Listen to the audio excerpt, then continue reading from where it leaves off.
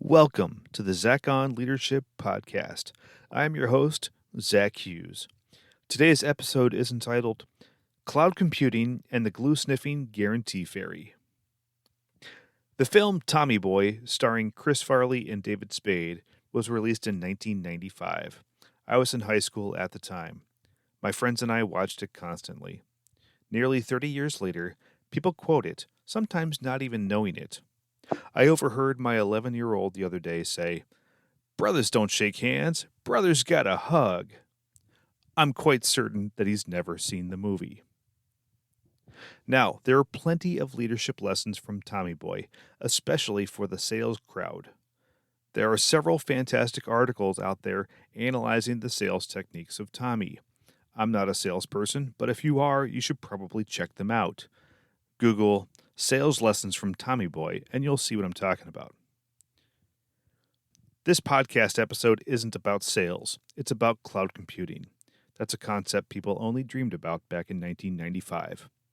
Before I get into that, let's listen to one of the most famous scenes in the movie, the guarantee. I like your line, and I like your prices. But there's a problem. There's no guarantee on the box.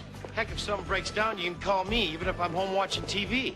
Callahan has guaranteed every part sold since 1925. Maybe so, but it's not on the box. It should always be on the box, comforting you, calling out, "I'm good. I'll never let you down. But if I do, I'm going to make things all better." Our brake pads are made with a non-corrosive polyplated... Son, if you're not talking about a guarantee, skip it. My customers need to see that little label looking them right in the eye. Hey, you can get a good look at your butcher.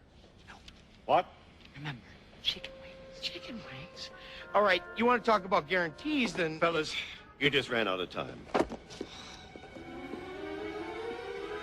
Chicken wings. Let's think about this for a sec, Ted. Why would somebody put a guarantee on a box? Very interesting. Go on, I'm listening. Here's the way I see it, Ted. Guy puts a fancy guarantee on a box because he wants you to feel all warm and toasty inside. Yeah, makes a man feel good. Of course it does. Why shouldn't it? You figure you put that little box under your pillow at night, the guarantee fairy might come by and leave a quarter. Am I right, Ted?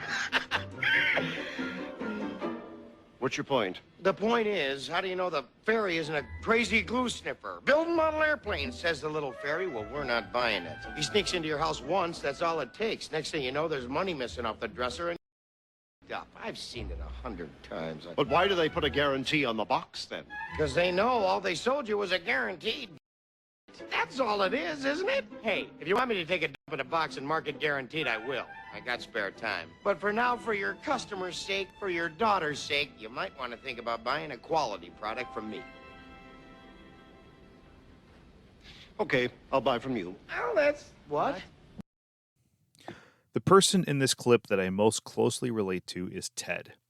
He's buying from wholesale suppliers and serving his retail customers. This role, in many ways, is analogous to the modern enterprise IT shop. On behalf of our customers, external or internal, we look across the landscape of various technology suppliers, choose the best ones, integrate them, and support them in production on behalf of our business. So it's my pleasure to talk with folks like Tommy and Richard a whole lot. If you're wondering what that's like, I've written about that several times on my blog. You can find links to it in the show notes. The guarantee. Auto parts have guarantees. Cloud services have service level agreements, or SLAs. SLAs include many elements, but the key ingredient is an uptime guarantee. They promise it won't go down any more than X. And if it does, there will be some financial recourse. These often get expressed as a percentage, such as 99.9% uptime. That sounds like a lot of availability, but it may not be as high as you think. If you do the math, this equates to over 8 hours of unplanned downtime per year. Those 8 hours will probably come at the worst possible time, just so you know.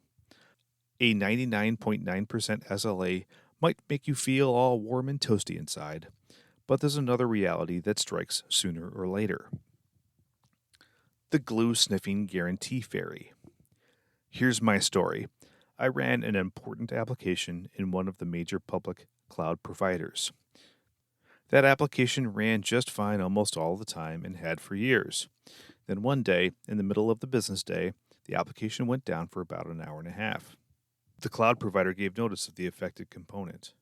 It was a managed database instance. The rest of the servers and services were up and running, but nothing worked without the database. Eventually, the cloud provider restored the service and the application came back online. Given the duration of the outage, I worked with my account team to make sure I got a financial credit for falling below the SLA. They did the math. The way the SLA worked, they gave us a 10% rebate for the monthly consumption of the discrete component that failed. That credit was $32.96. I won't disclose what we paid the provider to host the entire application, but it was enough to make this credit seem laughable.